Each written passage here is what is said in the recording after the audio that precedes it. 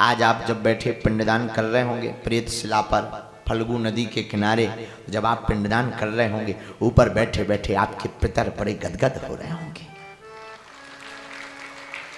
Money मन आपको धन्यवाद दे रहे होंगे कि वाह हमारे वंश में एक ऐसा पूत सपूत हुआ जिसने आज हमें पितर तीर्थ गया में आकर के हमको जल दिया, हमारा पिंडदान किया, धन्य है। वो मन ही मन आपको खूब अभय आशीर्वाद दे रहे होंगे। और ये वो तीर्थ है जहां प्रभु श्री राम स्वयं अपने पिता दशरथ का पिंडदान करने आए थे। हाँ, यहां पर भगवान श्री राम जी भी पिंडदान करने आए थे, महाराज दशरथ का पिंडदान करने के लिए आए थे। मतलब परमात्मा को भी, परमात्मा के पिता, अच्छा विचार करो, जिन्होंने भगवान को प्रकट किया हो, क्या उनको भी आत्म शांति की जरूरत है? बोले बिल्कुल है।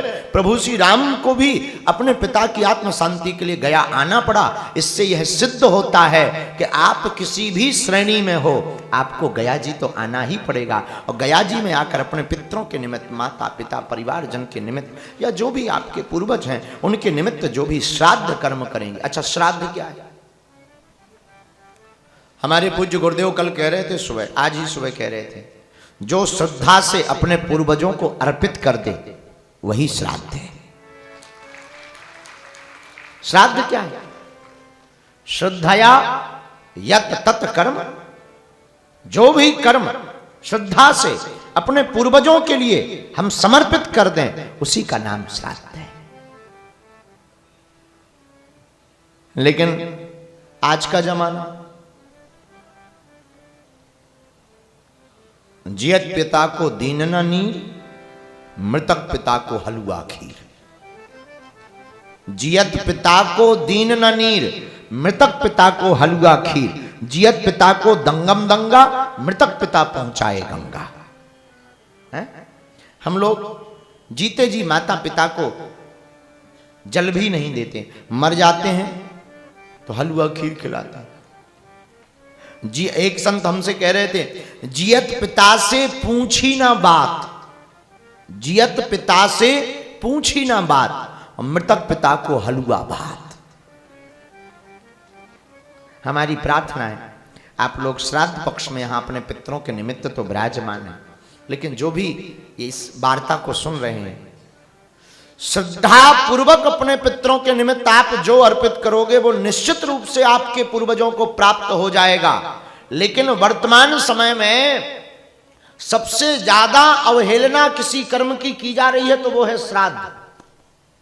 सबसे ज्यादा अवहेलना श्राद्ध की जा रही है, और सबसे ज्यादा जरूरी श्राद्ध है, अति आवश्यक श्राद्ध है। पितृ ऋण से मुक्ति प्राप्त करने के लिए श्राद्ध कर्म को करना बहुत आवश्यक है। अपने पितरों के ऋण से मुक्त होना है तो श्राद्ध बहुत आवश्यक है। हम कहते हैं, आप देखो एक बात और,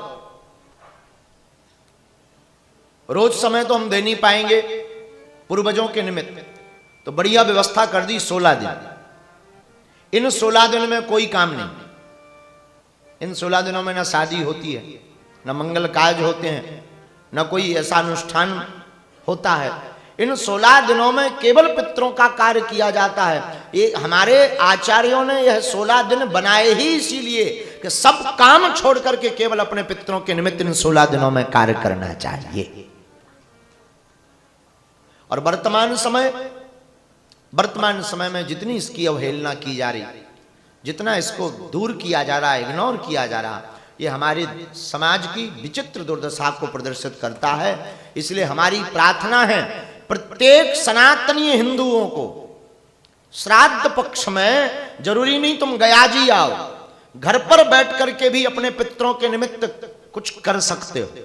कुछ ना कर पाओ उन्हें जल पिलाओ, कुछ ना कर पाओ पीपल के पेड़ के नीचे घी का दीपक जलाओ, कुछ ना कर पाओ रोज सुबह शाम पितृ देवताओं को प्रणाम करो। श्रद्धा पूर्वक आपके पास पत्रम पुष्पम फलम तोयम जो भी हो वो अर्पित करो। ब्राह्मण आचार्यों को भोजन कराओ। ऐसा कराने से भी पितरों की शांति होती है। और देखो एक बात हम बड़ी विनम्रता पूर्वक बोले, आप चाहे भारत में रहो या विदेश में, पितरों के ऋण से आप कभी उऋण नहीं हो सकते। उस ऋण की मुक्ति तभी होगी जब उनके प्रति आप अपनी श्रद्धा अर्पित करेंगे, जब उनके कार्य को पूर्ण करेंगे, चाहे आप भारत में रहो अथवा आप विदेश में रहो। अब ये देखो भाई, कोई मैक्सिको से आया, कोई यूके से आया, ये विदेशों से भी चल करके बाहर से आए। अभी यहां गया जी में खूब बड़ा मेला लगा, सर्वत्र दुनिया के लोग यहां पर आकर के श्राद्ध कर रहे हैं। इसका अर्थ क्या है? इसका अर्थ केवल और केवल एक ही है कि सभी पितरों के प्रति बड़े उदार हैं और वो चाह रहे हैं कि हमारे ऊपर जो पितरों का ऋण है वो ऐन कैन प्रकार ऋण दूर हो जावे। और पुत्र वही है, पूत वही सपूत है जो अपने पूर्वजों के निमित्त कुछ ना कुछ बहुत अच्छा करता है, वरना पूत कपूत है। रामचरितमानस का एक प्रसंग, भगवान श्री राम जब वन को जा रहे थे तो रास्ते में श्री जटायु जी मिले। भगवान श्री राम से सीखो, अपने पितृ ऋण को चुकाने के लिए प्रभु श्री राम यहां गया में तो दशरथ जी के लिए आए, लेकिन एक का और कर्ज भगवान श्री राम ने अपने हाथ से उतारा, पितरों का। कौन? वन में जा रहे हैं, रावण ने पंख काट दिए जटायु जी के, भूमि पर गिर गए जटायु जी, धरती पर घाव भयंकर था और जमीन पर गिरते ही मिट्टी लग गई। अच्छा, घाव बड़ा गहरा हो, मिट्टी लग जाए और वो सूख जाए, बड़ा दर्द करती। दर्द से छटपटाने लगे श्री जटायु जी। दर्द से छटपटाते हुए जटायु जी पड़े थे। उसी समय भगवान श्री राम उस मार्ग से गुजरे और श्री जटायु जी को पीड़ा में देखकर अपने दोनों हाथों से करकमल से श्री जटायु जी को उठा लिया और पीड़ा में देखकर ऐसे हाथ सहलाने लगे। अच्छा, घाव में मिट्टी लगी हो, सूख गई हो तो दर्द ज्यादा होता है, तो हाथ रखो तो और दर्द होता है। तो प्रभु श्री राम ने हाथ नहीं लगाया, अपनी जटा निकाली और जटा से उस श्री जटायु जी की, अपनी जटा से जटायु जी की मिट्टी को झड़ने लगे।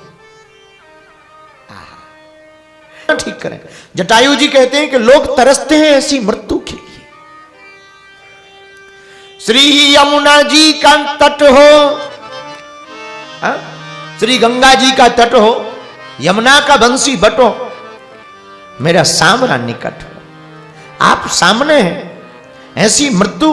और आपके चरणों से गंगा जी निकली हुई हैं, आपके चरण के ऊपर गोद है और गोद के ऊपर हम लेटे हैं, ऐसी अगर मृत्यु हो जाए तो हो जानी चाहिए। भगवान प्रभु श्री राम की आंखों में आंसू आ गए, फिर भी राम जी नहीं माने, पर बोलो कहो तो हम ठीक करने। नहीं सरकार।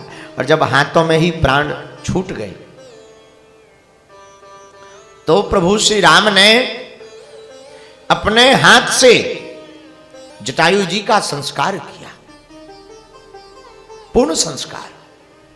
याद रखना, जिन परिवारजनों के किसी भी सदस्य का पूर्ण संस्कार नहीं होता है, पूर्ण कर्म नहीं होता है, वही पितृदोष के रूप में बनकर के घर में परेशान करते। संस्कार में कोई भेद हो गया, संस्कार ठीक से ना होवे, रात्रि काल में संस्कार हो जावे, संस्कार का मतलब अग्निदाह है, अग्निदाह रात्रि काल में हो जावे, कोई छौर कर्म ना करावे, छौर कर्म मतलब मुंडन संस्कार, अगर घर में मुंडन संस्कार ना होवे तब भी पितृदोष लग जाता है, ऐसे में भी पितृदोष लग जाता। तो ऐसे पितृदोष से निवृत्ति के लिए गया जी आना चाहिए। लेकिन धन्य है प्रभु श्री राम, कितना अद्भुत आदर्श स्थापित किया। जटायु जी के मरने पर भी पूरा संस्कार प्रभु श्री राम ने अपने हाथों से किया।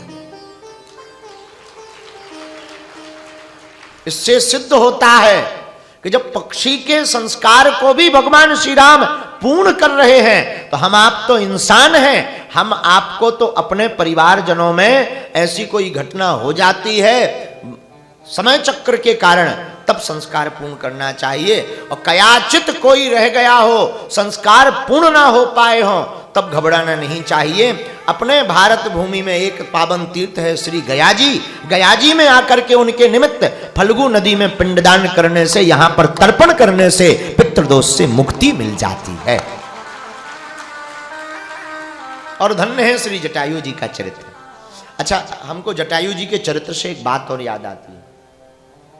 जब जटायु जी के पंख काटे तो कान भरने वाले तो बड़े खतरनाक होते। कान भरने वालों जटायु जी से कहा, तुम बड़े सीताराम सीताराम सीताराम सीताराम दिन भर करते रहते थे, अब लो पंखा कट गए, अब नहीं आए तुम्हारे भगवान। बड़े दिन भर राम राम राम राम जपते थे, तुम्हारे भगवान नहीं आए। अब देखो क्या दुर्दशा हो गई, पंखा जो थे जो उड़ रहे थे वो और जमीन में मिल गए। और कान भरने वाले ऐसे ही होते, धोखे से भी एक आध अगर कुछ उपद्रव हो जाए, कान भरे, बड़े राम राम भरेगा, बागेश्वर धाम के भक्त बने थे, क्या हो गए, ऐसे ही होते हैं कान भर। तो कान भरने वाले होते ही खतरनाक। जटायु जी के पास गए, तुम्हारे पंख कट गए, बड़े सीताराम सीताराम जपते थे, क्या हो गया। जटायु जी कहते हैं, भगवान की बड़ी कृपा जो पंख कट गए। आदमी चौंक गया, बोले पागल हो क्या। जटायु जी बोले, हम पागल नहीं हैं, तुम पागल। बोले कैसे। जटायु जी बोले, भाई अगर पंख होते तो हमें उड़कर अयोध्या जाना पड़ता, तब राम जी के दर्शन होते। अब पंख नहीं है तो हमारी जिम्मेवारी नहीं है, अब तो प्रभु श्री राम की जिम्मेवारी हमारे पास आने की। और इस बात से यह सिद्ध होता है कि अगर हमारे पास साधन रहेंगे तो हमें भगवान के पास जाना पड़ेगा, और अगर हमारे पास साधना रहेगी तो भगवान को हमारे पास चलकर आना पड़ेगा। साधना संपन्न बनो। इसलिए पितृ ऋण की मुक्ति के लिए, पितृ शांति के लिए, पितृ दोष की मुक्ति के लिए प्रत्येक भारतीय सनातनी को जीवन में पूर्ण रूप से एक बार गया जी में आकर के तर्पण पिंडदान श्राद्ध आदि कार्य को पूर्ण करना चाहिए। इससे ही पितृदोष से मुक्ति मिल सकती है, यही सर्वोत्तम उपाय है। भागवत में जब भगवान का अवतार होता है तो अवतार के समय भी नांदी श्राद्ध होता है, पितृदेवार्चनम। नंद बाबा स्वयं अपने हाथ से करते। क्यों। ठाकुर जी के अवतार के समय पितृदेवार्चनम का वर्णन आया है। पितृदेवार्चनम, पितरों का पूजन किया, देव अर्चन किया। क्यों। क्योंकि प्रत्येक व्यक्ति के ऊपर पितरों का दोष है, और पितृ दोष से मुक्ति केवल और केवल पितरों की पूजा, पितरों का तर्पण और पितरों का श्राद्ध करने से ही दूर हो सकता है।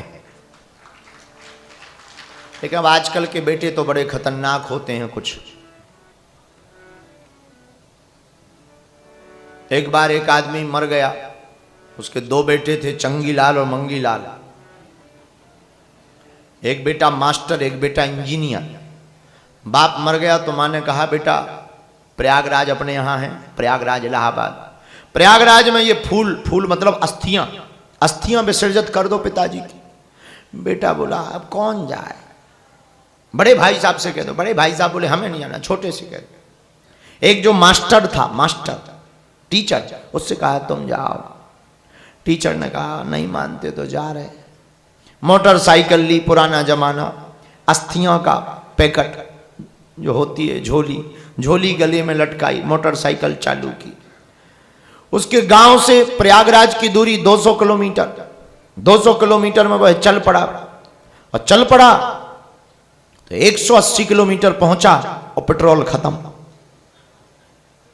पेट्रोल खत्म तो उसने बगल में पेट्रोल डलवाया तो बड़े मुश्किल से मिला। अब उसने कहा पेट्रोल खत्म हो गया, अब ये अस्थियां कहां विसर्जित